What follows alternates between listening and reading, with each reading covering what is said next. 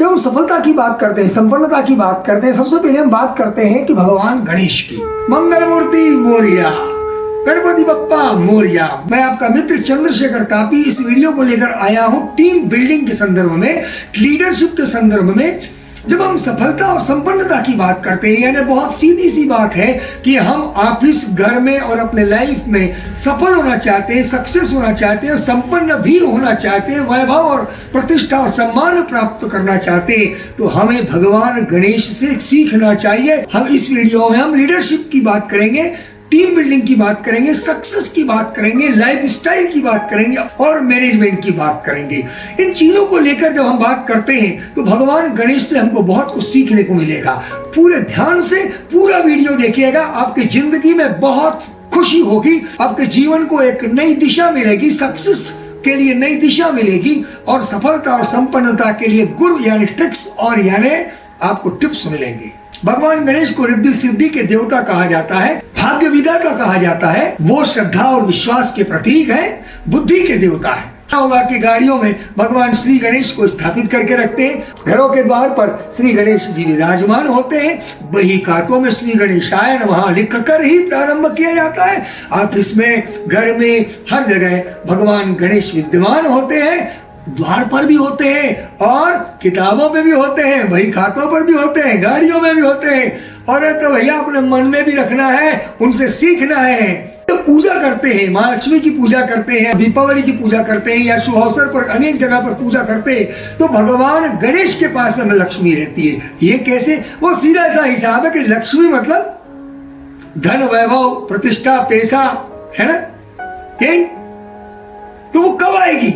वो तब आएगी जब बुद्धि के देवता प्रसन्न होंगे, यानी जब बुद्धि सही चलेगी, बुद्धि सही मार्ग पर चलेगी, बुद्धि सही चलेगी तो डिसीजन सही होगा, और डिसीजन सही होगा, निर्णय सही होगा, प्लानिंग सही होगी, स्ट्रेटेजी सही होगी तो कार्य भी सही होंगे। तो बुद्धि सही सलामत होना चाहिए, सुबुद्धि होना चाहिए और सुबुद्धि के साथ निर्णय होना चाहिए, और जब निर्णय सही होंगे तो कार्य सही होंगे, यानी लक्ष्मी भरपूर होगी। तो बुद्धि के देवता भी प्रसन्न होना चाहिए और लक्ष्मी जी प्रसन्न होना चाहिए। तो बुद्धि के देवता जब प्रसन्न होंगे तो लक्ष्मी जी भी प्रसन्न होंगी। तो बुद्धि के देवता को भी हम प्रणाम करते हैं और लक्ष्मी जी को भी प्रणाम करते हैं। निर्विघ्न रूप से कार्य संपन्न होने के लिए श्री गणेश जी की उपासना की जाती है, आराधना की जाती है, उन्हें प्रणाम किया जाता है। गणेश जी का सिर बहुत बड़ा होता है। वो किस बात का प्रतीक है? हमको ये सीखना चाहिए कि हमें ऐसे काम करना चाहिए जिससे माता पिता का गौरव हो, देश का गौरव हो, समाज का गौरव हो, राष्ट्र का गौरव हो और मस्तक गर्व से ऊंचा बना रहे। तो गर्व के साथ मस्तक ऊंचा तभी हो सकता है कि जब हम अच्छे काम करें। ये सोच भी बड़ी रखो, बुद्धि अच्छे कामों में लगाओ, अच्छी सोच रखो और बिग थॉट्स, बड़ी सोच रखोगे तो बड़ी उपलब्धियां भी प्राप्त होंगी, अच्छी उपलब्धियां होंगी। तो अच्छी सोच रखें, बड़ी सोच रखें और बड़ी उपलब्धियां प्राप्त करें। कान बहुत बड़े बड़े होते हैं गणेश जी के। अरे तो भैया कान बड़े होते काहे के लिए? इसलिए सुनने के लिए। तो गणेश जी के बड़े कानों से हम ये सीख सकते हैं कि हम लोगों की सुने।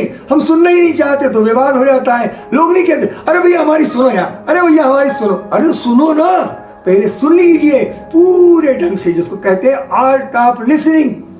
तो वो पूरी होना चाहिए, चाहे आपका ऑफिस में हो, चाहे आपका घर में हो, चाहे कहीं भी हो। उनकी बात तो सुनो, बच्चों की भी पूरी बात तो सुनो भैया। पूरी बात जब आप सुनोगे तब सोचोगे, समझोगे, मंथन करोगे और फिर निर्णय लोगे।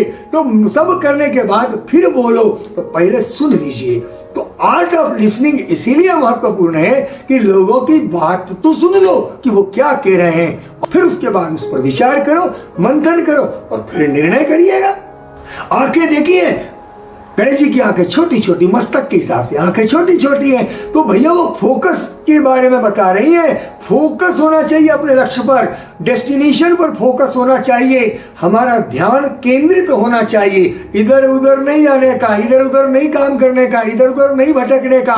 हमने जो लक्ष्य बनाया है उस पर फोकस करिए, हमने जो विजन बनाया है उस पर फोकस करिएगा। जब हमारे विजन पर, हमारे डेस्टिनेशन पर, गोल पर, हमारे कार्य पर, हमने सपनों पर जब आप फोकस करोगे तो उसे प्राप्त करने के लिए काम करोगे, यश और कीर्ति मिलेगी और सफल भी होगे। तो फोकस करिएगा, अपना ध्यान केंद्रित करिएगा अपने लक्ष्य पर और काम करिएगा।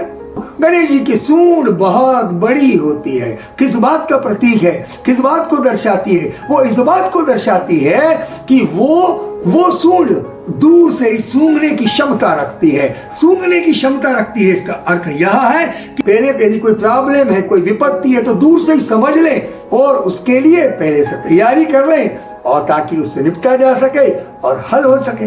यदि कोई अपॉर्चुनिटी है तो कि दूर से हमको समझ में जाए कि अवसर है, यह अपॉर्चुनिटी है हमारे लाइफ के लिए, तो उसे पाने की कोशिश करना है, उसको पकड़ने की कोशिश करना है, उसको समझने की कोशिश करना है और उसको प्राप्त करने की कोशिश करना है। तो दूरदर्शिता होना चाहिए। गणेश जी गाय पर विराजमान होते, चूहे पर। गणेश जी के पास संसाधन कौन सा था, वाहन कौन सा था? चूहा। तो चूहा क्या करता है, बड़े सी बड़े चीजों को कुतर देता है, बस काम हो गया। तो हम जिसको कह रहे हैं ना प्रॉब्लम है, समस्याएं, विपदाएं, तो उसका कुतर के आगे रास्ता बना देगा और चलते चलो। लंबोदर, बड़ा पेट है। पेट मतलब क्या रहता है? डाइजेस्ट की बात आ गई ना। किसी ने अपमान किया वो भी डाइजेस्ट कर जाओ, किसी ने तारीफ करी वो भी डाइजेस्ट कर जाओ। डाइजेस्ट करना आना चाहिए। किसी ने बुराई करी, हजम कर जाओ। अपमान किया वो भी हजम कर जाओ। हजम करते आना चाहिए, ये इस बात का प्रतीक है।